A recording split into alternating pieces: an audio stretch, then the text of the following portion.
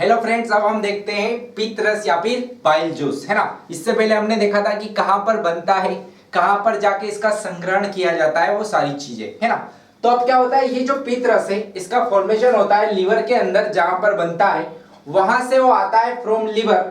उस टाइम उसका जो डेली सिक्रीशन होता है ना, मतलब रोजीना हमारे शरीर में कितना वो स्त्रावण होता है, वो होता है 1 से 1.5 लीटर, है ना। उसकी जो पीएच होती है वो होती है 8.4 से 8.6, है ना। ये तो कहां पे देखा था हमने, लीवर में।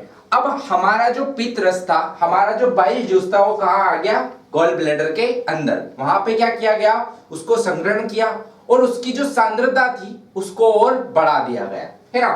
तो डेली सिक्रीशन कितना होता है वहां पे डेली कितना स्त्रावण होता है रोजीना प्रतिदिन, वो होता है 500 से 700 ml, है ना। उस टाइम उसकी पीएच कितनी होती होगी, 7.4 से 7.6। तो अब पीएच का कंपेयर करो, यहां पर ज्यादा थी, यहां क्या हो गई, कम, है ना। तो कहीं ना कहीं ये थोड़ा एसिड, स्लाइटली एसिडिक के पास आ गया ना, हाँ, तो वही वाली चीज है। अब क्या है, इसके अंदर 3 प्रकार की चीजें पाई जाती है मेनली, है ना। कौन कौन सी, तो एक होता है पित्त अम्ल, है ना, या फिर बाइल सॉल्ट। दूसरा वाला होता है पित्त लवण, या फिर इसी को बोलते हैं बाइल एसिड, बाइल लवण, पित्त लवण, या फिर इसी को बोलते हैं बाइल सॉल्ट, है ना। और लास्ट वाला होता है पित्त वर्णक, या फिर इसी को बोलते हैं बाइल पिगमेंट, है ना। अब ये जो तीनों है ना, इनका अलग अलग तरीके से यूज किया जाता है, किसके लिए, फैट के डाइजेशन के लिए, या फैट के पाचन के लिए, वसा के पाचन के लिए। सबसे पहले देखा जाए, अगर यहां बोला है पित्त अम्ल, है ना, अम्ल मतलब एसिडिक की बात कर रहा है, एसिड की बात कर रहा है ना। तो कौन कौन से एसिड, तो 2 एसिड आते हैं, एक होता है कोलिक एसिड और दूसरा होता है डीऑक्सीकोलिक एसिड, है ना। कौन कौन सा, एक कोलिक एसिड और दूसरा वाला डीऑक्सीकोलिक एसिड, है ना।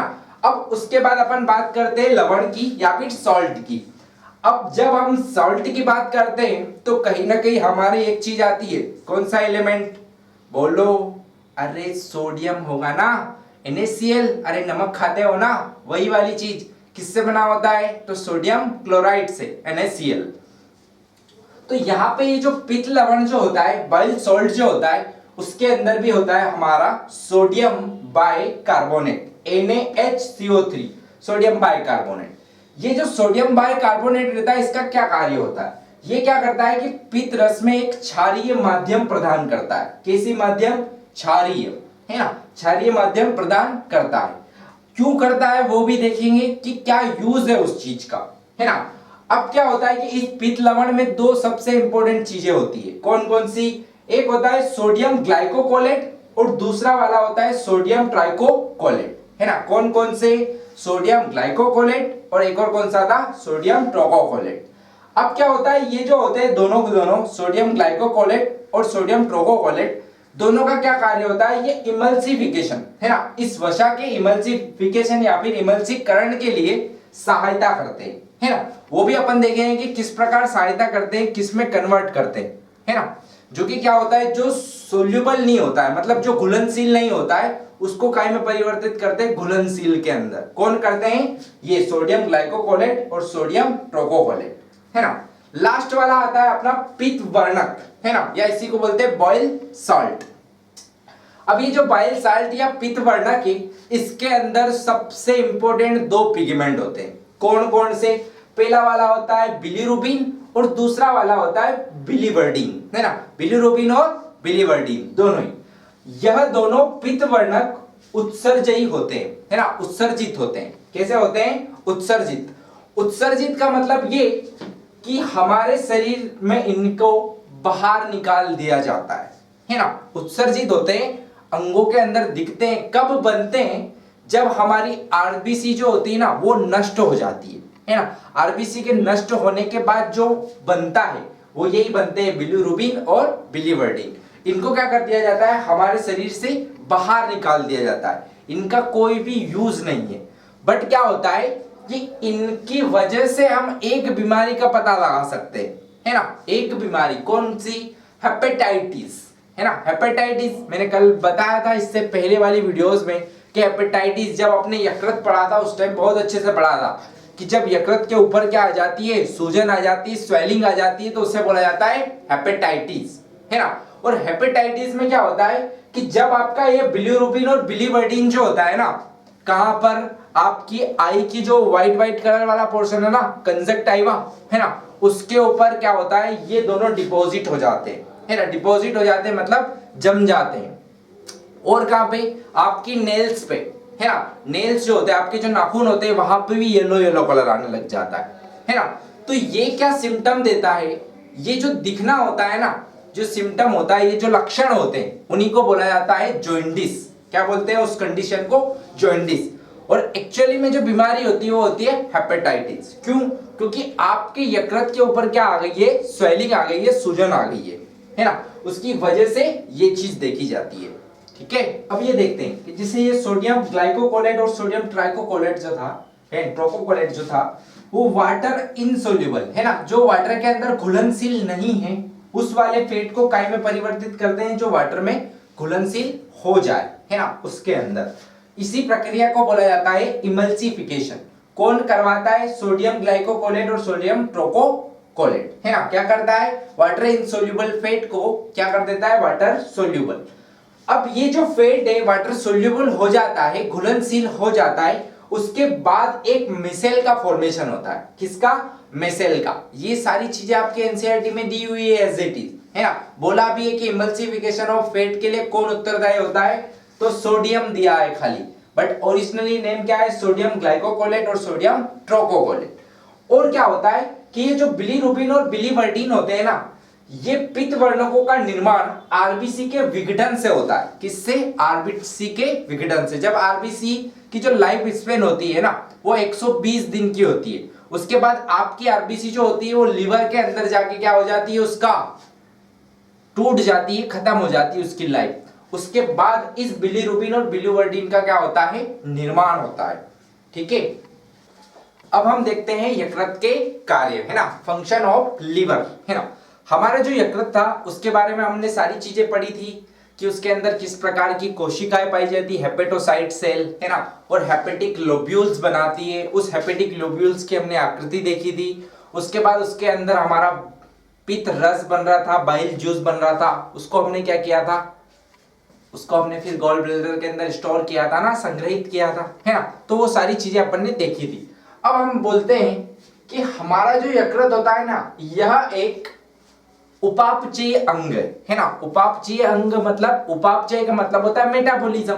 अपन ने मेटाबॉलिज्म को बहुत अच्छे से देखा था, है ना। Anabolism plus केटाबॉलिज्म। केटाबॉलिज्म मतलब टूटना, एनाबॉलिज्म मतलब जुड़ के किसी नई चीज को बनाना, है ना। वही वो कार्य होता है हमारे यकृत का, है ना। तो अब यार ये मेटाबॉलिज्म किन किन चीजों का होगा, तो कार्बोहाइड्रेट का, प्रोटीन का, फैट्स का, है ना, जो जो हम भोजन में ग्रहण करते हैं उन सारी चीजों का होगा, है ना, वही चीज। अब क्या होता है कि हम सबसे पहले देखते हैं कार्बोहाइड्रेट मेटाबॉलिज्म। कौन सा वाला, कार्बोहाइड्रेट मेटाबॉलिज्म। अब कार्बोहाइड्रेट मेटाबॉलिज्म में सबसे पहले अपन तो देख ले कि यार कार्बोहाइड्रेट क्या है ना। कार्बोहाइड्रेट के अंदर कौन कौन सी चीजें आती है ना। तो अपना जो कार्बोहाइड्रेट है, ये कार्बोहाइड्रेट ना। अब इस कार्बोहाइड्रेट को पहले इसके लिए यूनिट की जाती है ना, उसको बोलते हैं सैकेराइड।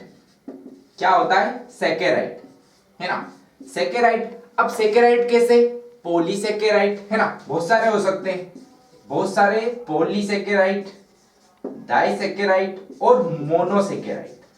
ये 3 सैकेराइड यूनिट होती है, पॉलीसैकेराइड, डाइसैकेराइड और मोनोसैकेराइड। पॉली मतलब क्या हो, जब 10 से ज्यादा, है ना, सुगर, है ना। ये जो सैकेराइड वर्ड यूज किया है ना, वो किसके लिए यूज किया है, सुगर। मेनली अगर देखा जाए हमारे जो कार्बोहाइड्रेट होते हैं ना, वो सुगर के फॉर्म में होते हैं, है ना। तो क्या है, पॉली मतलब अगर 10 से ज्यादा सुगर एक चेन में जुड़ी हो डाइसल्फाइड बॉन्ड से, है ना। अरे मान लो एक सुगर है और दूसरी वाली सुगर से जुड़ेगी, तो इनके बीच में जुड़ने के लिए तो बंध चाहिए ना कोई बॉन्ड चाहिए ना। अरे इनके बीच में जो बंध होगा वही तो एनर्जी को स्टोर करेगा, है ना। वो सारी चीजें अपन देखेंगे। अब क्या होता है कि ये शुगर है, ऐसे बहुत सारी 10 शुगर जुड़कर 10 से ज्यादा शुगर जुड़ जाती है, तो उसको बोलते हैं पॉलीसैकेराइड। जब क्या होता है 1 to 7, है ना, मतलब दो से ज्यादा, है ना, शुगर जब जुड़ जाती है उसे बोलते हैं डाइसैकेराइड। मोनोसैकेराइड मतलब खाली एक ही सेक, है ना, मतलब अगर कोई भी शुगर बनी होगी तो उसमें एक ही टाइप की होगी, है ना, एक से ज्यादा नहीं होगी, है ना। अब नॉर्मली एग्जांपल देखा जाए तो मोनोसैकेराइड के अंदर तो आपका सबसे इंपॉर्टेंट है ना ग्लूकोज, है ना, अरे ग्लूकोज तो नॉर्मल है ना, हाँ, तो ग्लूकोज। अब यहां फ्रक्टोज, ग्लूकोज, फ्रक्टोज, ये सारे मोनोसैकेराइड। डाइसैकेराइड में आएगा आपका लेक्टोज, है ना, डाइसैकेराइड में क्या आ जाएगा आपका लेक्टोज, सुक्रोज। डाइसैकेराइड इसके लिए बोला कि जैसे ये लेक्टोज होता है ना, ये दो चीजों से मिलकर बनता है, किस किस से, एक ग्लूकोज और दूसरा वाला गैलेक्टोज, ठीक है। इसके लिए इसको क्या बोला डाई, दो, एक ये और दूसरा वाला ये, इन दोनों से मिलके बनता है, इसके लिए इसको बोलते हैं डाइसैकेराइड। क्या होता है अपना लेक्टोज। और फिर आता है सुक्रोज, सुक्रोज का भी यही है, ये किस किस से मिलके बनता है, दो डाइसैकेराइड यूनिट से। ये दोनों तो बेचारे पॉलीसैकेराइड, ये दोनों मोनोसैकेराइड है ना। जब मोनोसैकेराइड मिलते हैं तो डाइसैकेराइड बनता है ना, और जब बहुत सारे मोनोसैकेराइड मिलते हैं तब जाके क्या बनता है पॉलीसैकेराइड। किससे ज्यादा, 10 से ज्यादा जब मोनोसैकेराइड मिल जाए तो उन्हीं को बोला जाता है पॉलीसैकेराइड, ठीक है, आया समझ में। अब अपन देखते हैं सबसे पहले कि कार्बोहाइड्रेट मेटाबॉलिज्म क्या होता है ना, कौन कौन सी चीजें होती है, किस किस के अंदर ब्रेक होता है ना, किससे किसका फॉर्मेशन होता है, किसकी उत्पत्ति होती है। अब ये सबसे इंपॉर्टेंट चीजें ये है कि इसमें जो वर्ड्स है ना, उन्हीं से क्लियर हो जाता है कि यार किस चीज की प्रक्रिया है और किस चीज का बनना है ना, कौन सी चीज बनेगी और किस चीज से बनेगी, है ना, वो सारी चीजें। देखो सबसे पहले अपन वर्ड्स से ही क्लियर कर लेंगे कि क्या बोल रहा है। ग्लाइकोजेनेसिस, क्या बोला है, ग्लाइकोजेनेसिस। अब ये जो जेनेसिस है ना, इसका मतलब होता है किसी नई चीज का बनना, है ना, किसी नई चीज की उत्पत्ति या फॉर्मेशन, है ना। अब हो किससे रही है, हो किसकी उत्पत्ति हो रही है, कौन सी चीज नई बन रही है, वो ग्लाइकोजेनेसिस। ग्लाइकोजेनेसिस मतलब ये कि ग्लूकोज से ग्लाइकोजन के निर्माण की प्रक्रिया ग्लाइकोजेनेसिस कहलाती है। कौन सी, ग्लूकोज से ग्लाइकोजन की बनने की प्रक्रिया, निर्माण की प्रक्रिया ग्लाइकोजेनेसिस कहलाती है ना। देखो ग्लाइको तो ग्लाइकोजन, है ना, ग्लाइकोजन, यही बोला, ग्लूकोज से ग्लाइकोजन की बनने की प्रक्रिया जो होती है उसी को बोला जाता है ग्लाइकोजेनेसिस। आगे समझ में, ये आपका ग्लाइकोजन है और जेनेसिस मतलब ग्लाइकोजन का बनना, बट बनेगा किससे, तो ग्लूकोज से, ठीक है। दूसरा वाला आता है आपका ग्लाइकोजीनोलाइसिस। क्या बोला है, ग्लाइकोजीनोलाइसिस। अब वापस वाले लास्ट वाले वर्ड पे आ जाते हैं अपन, जीनोलाइसिस, है ना। लाइसिस का मतलब होता है ब्रेक डाउन, टूटना, है ना, जिसे आप एक एंजाइम पढ़ोगे आगे, हाइड्रोलाइज, है ना, हाइड्रोलेस या फिर हाइड्रोलाइसिस, है ना। केमिस्ट्री में हाइड्रोलाइसिस आएगा, वाटर का हाइड्रोलाइसिस होगा। हाइड्रोलाइसिस का मतलब होता है टूटना, लिसिस का मतलब होता है, हाइड्रो मतलब वाटर और लिसिस का मतलब होता है टूटना। तो यहां पर भी ऐसा ही, ग्लाइकोजीनोलाइसिस मतलब ग्लाइकोजन का टूटना, है ना, उसी को बोलते हैं ग्लाइकोजीनोलाइसिस। देखो अब जब डेफिनेशन बनाओ क्या होगा कि ग्लाइकोजन से ग्लूकोज के निर्माण की प्रक्रिया को क्या बोला जाता है, ग्लाइकोजीनोलाइसिस। आगे समझ में, जैसे यहां क्या बनाई थी कि ग्लूकोज से ग्लाइकोजन बनने की जो प्रक्रिया होती है उसको क्या बोला था, ग्लाइकोजेनेसिस। ऐसे ही ग्लाइकोजन से ग्लूकोज बनने की प्रक्रिया को क्या बोलोगे, ग्लाइकोजीनोलाइसिस, ठीक है। अब यहां पे क्या डिफरेंस है भाई, ये ग्लूकोज जो है ना ये मोनोसैकेराइड है, बट ये ग्लाइकोजन ये क्या है, पॉलीसैकेराइड, है ना। बहुत सारे मोनोसैकेराइड मतलब बहुत सारे ग्लूकोज मॉलिक्यूल से मिलकर बना है क्या, आपका ग्लाइकोजन। अब यहां पर बहुत सारे ग्लाइकोजन थे, तो अब आप बहुत सारे मोनोसैकेराइड थे, उनको तोड़ोगे तभी तो आप, सॉरी, बहुत सारे मोनोसैकेराइड मिलके पॉलीसैकेराइड बन गया। अब इस पॉलीसेकेराइड को आप ब्रेक करोगे, तोड़ोगे, तभी तो आपको ग्लूकोज मिलेगा, है ना। मोनोसेकेराइड चाहिए आपको तो, है ना। वही चीज है, इसी के लिए बोला लाइसिस। लाइसिस मतलब टूटना, ब्रेक डाउन, सेपरेशन, ठीक है। लास्ट वाला आता है ग्लूको, है ना। नाम पे जाओ, क्या बोला है, ग्लूको, है ना। नियो मतलब न्यू बनना, और जेनेसिस, जेनेसिस का मतलब तो बनना ही होता है ना, मतलब कि ग्लूकोज का नया बनना, है ना। बट अगर वर्ड गया है नियो, है ना, ग्लूको नियोजेनेसिस, है ना, इसका मतलब ये होता है कि जब नॉन कार्बोहाइड्रेट के स्रोतों से, है ना, मतलब जो कि कार्बोहाइड्रेट नहीं है, अगर कार्बोहाइड्रेट नहीं है, नॉन कार्बोहाइड्रेट, तो क्या है फिर, तो हो सकते हैं वो प्रोटीन हो या फिर फैट्स हो, है ना, दोनों में से कोई चीज हो सकती है। स्रोतों से ग्लूकोज के नए अणु के निर्माण की जो प्रक्रिया होती है उसी को बोला जाता है ग्लूकोनियोजेनेसिस। ग्लूको ये ग्लूकोनियोजेनेसिस, ठीक है, ग्लूकोनियोजेनेसिस। अब क्या होता है, नॉन कार्बोहाइड्रेट से क्या बन रहा है हमारा, ग्लूकोज, है ना, हमारा ग्लूकोज बन रहा है ना। अब नॉन कार्बोहाइड्रेट में क्या आ गए आपके, प्रोटीन। अब जब क्या होता है, प्रोटीन का ब्रेक डाउन होता है, जब प्रोटीन टूटता है, उसकी सबसे छोटी इकाई जो होती है ना, वो होती है अमीनो एसिड, है ना, अमीनो अम्ल। और जब आपका वसा या फिर आपका फैट जो होता है वो टूटता है फैटी एसिड में या फिर फैटी अम्ल में, ठीक है। आगे समझ में, यही है हमारी कार्बोहाइड्रेट मेटाबॉलिज्म। अब हम देखते हैं प्रोटीन मेटाबॉलिज्म, है ना। हमने इससे पहले कार्बोहाइड्रेट देखा था, अब देखते हैं प्रोटीन मेटाबॉलिज्म। प्रोटीन मेटाबॉलिज्म में सबसे पहले एक चीज आती है डी अमीनिएशन। क्या बोला है, डी, है ना, डी अमीनिएशन, है ना। कहीं ना कहीं अमीनो एसिड्स को क्या करना है, अपन को परिवर्तित करना है ना, तोड़ना है, डीअमीनाइज करना है ना। उसकी वजह से हमको क्या मिलेगी, ऊर्जा मिलेगी, एनर्जी मिलेगी, है ना। अब यार आप बोलोगे कि यार सर किसी चीज को तोड़ने से एनर्जी कैसे मिल रही होगी, वो ऐसे मिल रही होगी, ये देखो इनके बीच में ये जो डंडे है ना, इनको बंध बोलते हैं, बॉन्ड बोलते हैं, है ना। किसी दो चीज को, जैसे ये दोनों को जोड़ने के लिए ये ढक्कन है ना, तो ये जो इनके बीच में जो एक लगाव है, ये जो बॉन्ड है ना, ये जो बंध है, उसी को बोला जाता है बॉन्ड, है ना। अब क्या होता है, जैसे ये कार्बन और ये कार्बन, दोनों कार्बन के बीच में, है ना, वैसे तो आप सी नहीं है, ये कार्बन है ना, एलिमेंट है 6 नंबर वाला, है ना, वही चीज है। अब दोनों कार्बन के बीच में एक बॉन्ड है, बंध है। इस बंध को बनाने के लिए आपको क्या देनी पड़ती है, ऊर्जा, एनर्जी देनी पड़ती है। और जब ये बंध इसके बीच में से टूटता है तो उसके बदले में जो आपको एनर्जी लगी थी वो एनर्जी आपको वापस मिल जाती है ना। तो अपन वही चीज कर रहे हैं कि इसको तोड़ेंगे तो ये सारे बॉन्ड्स जो बने हुए हैं इनके बीच में वो टूटेंगे, ब्रेक होंगे, उससे हमको क्या मिलेगी, ऊर्जा, है ना। इसी को बोला जाता है डीअमीनिएशन, है ना। डीअमीनिएशन मतलब कि किसको डीअमीनाइज करना है, अमीनो एसिड्स को। अपन प्रोटीन की बात कर रहे हैं ना, तो जो प्रोटीन होते हैं ना वो 20, है ना, 20 प्रकार के अमीनो एसिड से मिलकर बने होते हैं।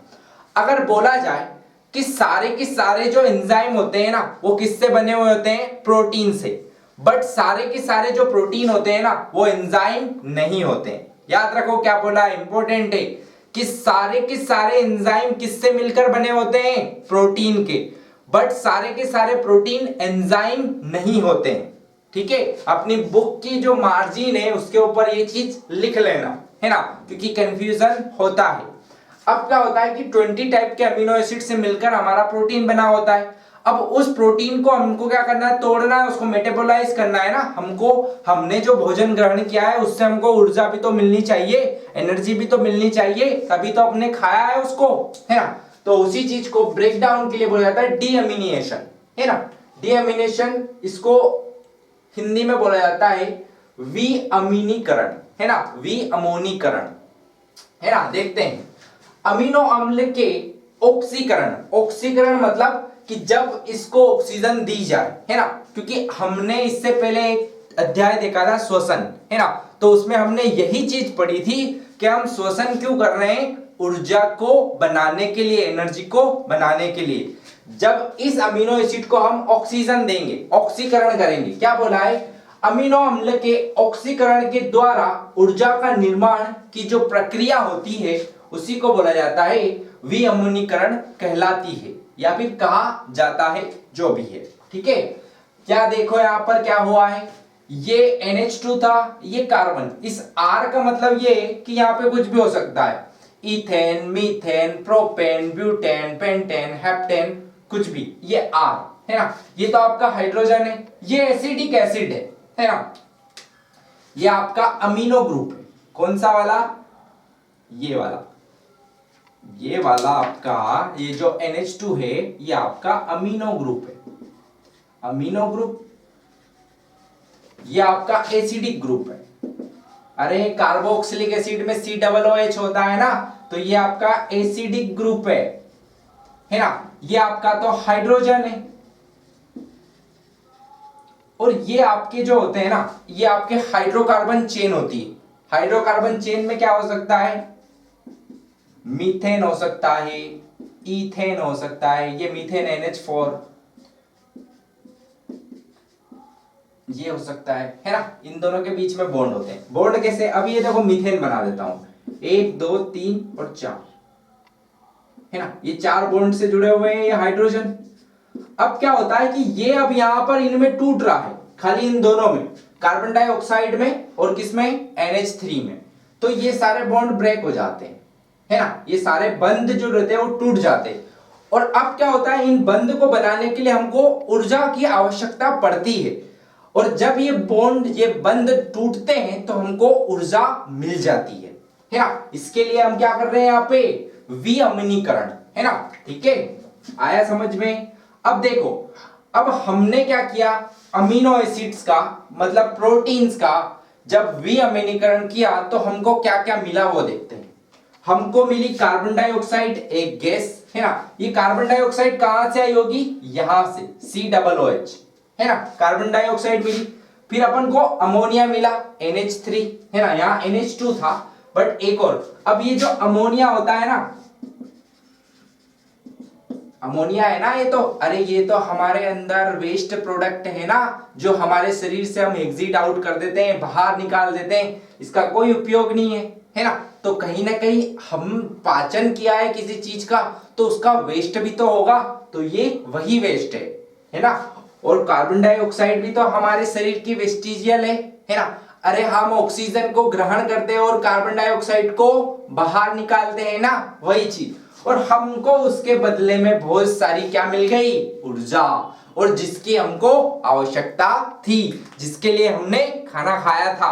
ठीक है, अब दूसरी वाली प्रक्रिया आती है आपकी ट्रांसअमीनेशन, है ना। ट्रांस मतलब जैसे ट्रांसपोर्ट वाला काम है ना, ट्रांसफर वाला काम है ना, जैसे मनी ट्रांसफर, है ना।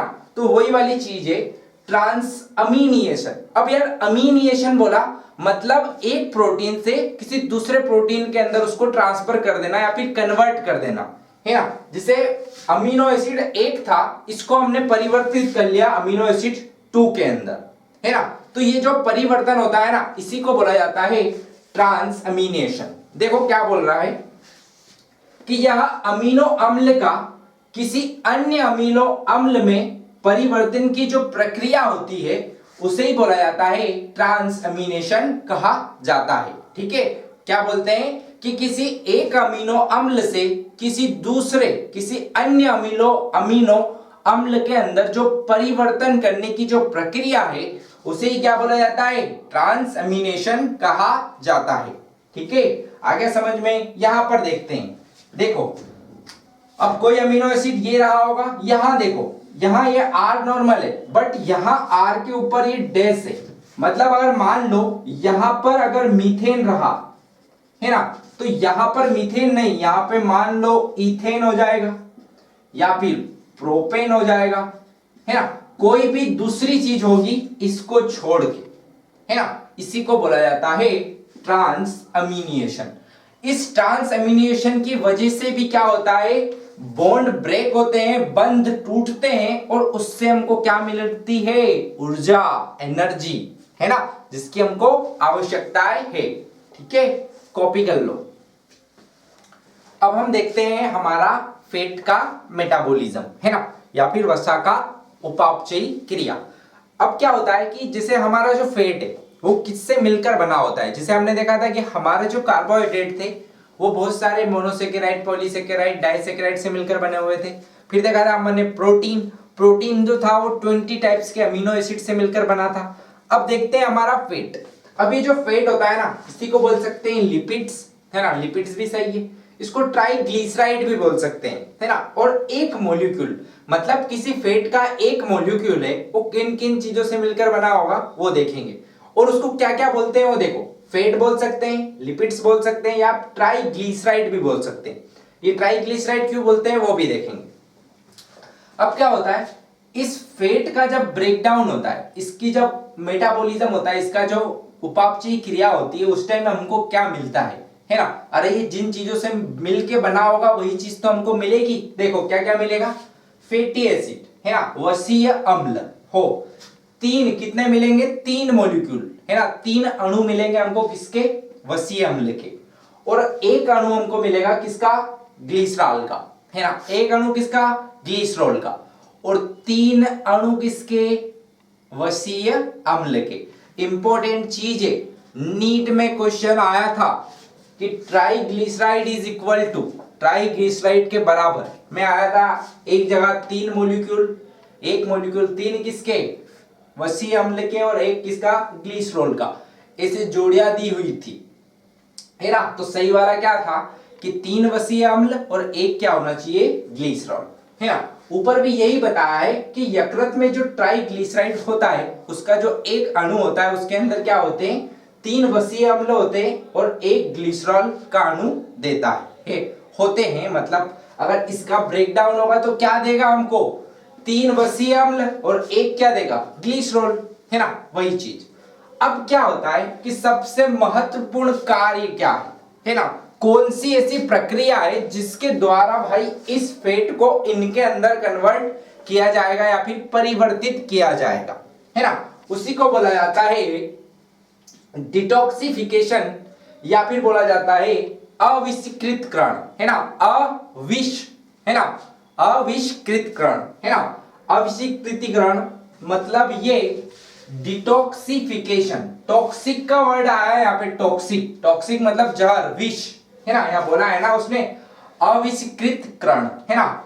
अब इसके अंदर क्या होता है कि अधिक हानिकारक जो पदार्थ होते हैं, है ना, जो हमारे शरीर में बहुत ज्यादा हानि पहुंचा सकते हैं, है ना। जिसे देखा जाए कौन, अमोनिया हो गया, यूरिया हो गया। अब ये जो अमोनिया होता है ना वो बहुत ज्यादा हानि पहुंचाता है हमारे शरीर के अंदर, तो उसको हम क्या कर देते हैं, परिवर्तित कर देते हैं। कैसे, अधिक हानिकारक पदार्थ को कम हानिकारक पदार्थ में परिवर्तन की जो प्रक्रिया होती है उसी को बोला जाता है अविष्कृतकरण, है ना। क्या बोलते हैं, अविष्कृतकरण, है ना। अब क्या होता है इसमें, यकृत अविष्कृतकरण का एक स्थान है ना। अब अगर क्वेश्चन आए कि डिटॉक्सिफिकेशन या फिर अविष्कृतकरण कहां पर होता है, कहां पर होती है, तो क्या आंसर जाना चाहिए, लीवर, है ना। मेनली आंसर जाएगा आपका यकृत, है ना। पर ऑप्शन में एक और चीज दे रखी है कि यकृत के माइटोकॉन्ड्रिया में, है ना। तो ज्यादा सही कौन सा वाला हो जाएगा, यकृत के माइटोकॉन्ड्रिया वाला, है ना। क्योंकि यकृत के अंदर कोई ना कोई कोशिका होगी, है ना। अरे कोशिकाओं से मिलकर ही बना होगा ना, हेपेटोसाइट सेल, है ना, हेपेटोसाइट कोशिका, उन्हीं से मिलकर हमारा यकृत बना था। अब वो जो हेपेटोसाइट सेल है उसके अंदर क्या होते हैं, माइटोकॉन्ड्रिया, और उन माइटोकॉन्ड्रिया के अंदर ये वाली प्रक्रिया होती है, कौन सी, अविष्कृतकरण, है ना, या फिर डिटॉक्सिफिकेशन। अब क्या होता है कि ये जो प्रक्रिया है उसका कहां पर हो रही है, यकृत के अंदर। एक और प्रक्रिया होती है वहीं पे माइटोकॉन्ड्रिया में, जिसे हम क्या बोलते हैं, यूरिया चक्र, या फिर इसी को बोला जाता है ऑर्निथिन साइकिल, है ना। क्या बोलते हैं, यूरिया चक्र या फिर ऑर्निथिन साइकिल। अब ये ऑर्निथिन क्यों बोला है, क्योंकि क्या होता है कि जब साइकिल स्टार्ट होती है तो उसका जो पहला प्रोडक्ट बनता है, पहला जो पदार्थ बनता है ना, वो होता है ऑर्निथीन, है ना। इसी के लिए इसको बोला जाता है ऑर्निथीन साइकिल या फिर यूरिया चक्र। यूरिया चक्र इसके लिए बोला क्योंकि हम अमोनिया से क्या बनाते हैं, यूरिया को, इसके लिए इसको बोलते हैं यूरिया चक्र। देखते हैं क्या होता है कि यूरिया चक्र या ऑर्निथीन साइकिल कहां पर होती है, यकृत में संपन्न होती है, जिसमें क्या करते हैं, अमोनिया को यूरिया में हम क्या कर लेते हैं, परिवर्तित किया जाता है या फिर परिवर्तित कर लेते हैं। इसी को बोला जाता है अविषीकृतकरण या फिर डिटॉक्सिफिकेशन, या फिर जो चक्र है उसको बोलते हैं यूरिया चक्र या फिर ऑर्निथीन साइकिल। कहां पर होती है, तो हमारे यकृत के अंदर, यकृत में भी कहां पर, तो यकृत के जो माइटोकॉन्ड्रिया होते हैं उनके अंदर। ठीक है, आ गया समझ में। अब क्या होता है कि हमारा जो समस्त प्लाज्मा प्रोटीन है ना, हमारा जो प्लाज्मा होता है, रक्त प्लाज्मा, उसके अंदर जो प्लाज्मा प्रोटीन्स होते हैं, वो सारे के सारे प्रोटीन, उनका जो संश्लेषण होता है ना, वो संश्लेषित होते हैं कहां पर जाके, हमारे यकृत के अंदर, है ना। हमारी हेडिंग यही थी कि हम यकृत के कार्य देख रहे थे, तो उसमें भी हम देखा जाएगा कि जितने भी हमारे प्लाज्मा प्रोटीन से, उन सब का जो संश्लेषण है या संश्लेषित या फिर सिंथेसाइजिंग कहां पर हो रही है, हमारे यकृत के अंदर। सिर्फ एक को छोड़ के, एक एक्सेप्शन, एक अपवाद है ना। अपवाद तो हर जगह पर होते हैं, तो यहां पर भी है। कौन सा वाला, गामा ग्लोब्यूलिन। कौन सा वाला प्रोटीन, गामा ग्लोब्यूलिन, है ना, या फिर इसी को बोला जाता है इम्यूनोग्लोबुलिन, है ना। ये इम्यूनोग्लोबुलिन कौन सा वाला होता है, आईजी, है ना, ऐसा वाला इम्यूनोग्लोबुलिन, है ना। अब ये बताओ कि सारे के सारे प्लाज्मा प्रोटीन का संश्लेषण या संश्लेषित कहां पर होते हैं, यकृत में। तो गामा ग्लोबुलिन कहां पर होगा, तो आपकी लसिका, लसिका के जो उत्तक होते हैं ना, उनके अंदर होता है। ठीक है, आया समझ में। अब देखते हैं कि क्या होता है, जो अधिकांश रक्त संकंदन, है ना, रक्त संकंदन कारक जो होते हैं, है ना, ब्लड क्लोटिंग फैक्टर, है ना, जो कि ब्लड का थक्का जमाने में, है ना, रक्त का जो थक्का जमाने के लिए जो कारक उत्तरदायी होते हैं, वो भी, है ना, उनका भी संश्लेषित कहां पर होते हैं, वो यकृत के अंदर। दो चीजें देखी, पहला सारे के सारे प्लाज्मा प्रोटीन एक को छोड़ के, कौन सा वाला, गामा ग्लोबुलिन। उसके बाद सारे के सारे हमारे ब्लड क्लोटिंग फैक्टर, रक्त संकंदन कारक, है ना, कहां पर संश्लेषित होते हैं, हमारे यकृत के अंदर। अब आता है कि क्या होता है कि यकृत में मुख्य रूप से, है ना, ये चीज कल देखी थी, है ना, इससे पहले देखी थी हमने कि जब हमने पढ़ा था, संरचनाएं पढ़ी थी, है ना, किसकी संरचना, हेपेटिक लोब्यूल्स की, है ना। उसमें देखा था कि हमने विटामिन ए, है ना, विटामिन ए को कौन सी ऐसी कोई सेल थी ना, I2 सेल या कोशिका, है ना, जो किसका निर्माण कर रही थी, विटामिन ए का। इंपॉर्टेंट है ना। तो इसी के लिए बोला जाता है कि हमारा यकृत जो होता है, मुख्य रूप से विटामिन ए का संग्रहण करने का कार्य करता है ना। विटामिन ए के संग्रहण के लिए किया जाता है ना, उपयोग किया जाता है। अब क्या होता है, यकृत जो होता है, थ्रोम्बोजेनेसिस, याद रखो क्या बोला है, थर्मोजेनेसिस। अब ये थर्मो वर्ड होता है ना, वो थर्मो वर्ड यूज किया जाता है उष्मा के लिए, हीट के लिए, है ना। और जेनेसिस मतलब बनना, अर्थात क्या होता है, उष्मा के निर्माण का स्थान होता है। मतलब हमारा जो यकृत होता है, वहां पर क्या बनती है, हीट बनती है, उष्मा बनती है, और वहां जो प्रक्रिया होती है उसे क्या बोला जाता है, थर्मोजेनेसिस। क्या बोलते हैं, थर्मोजेनेसिस।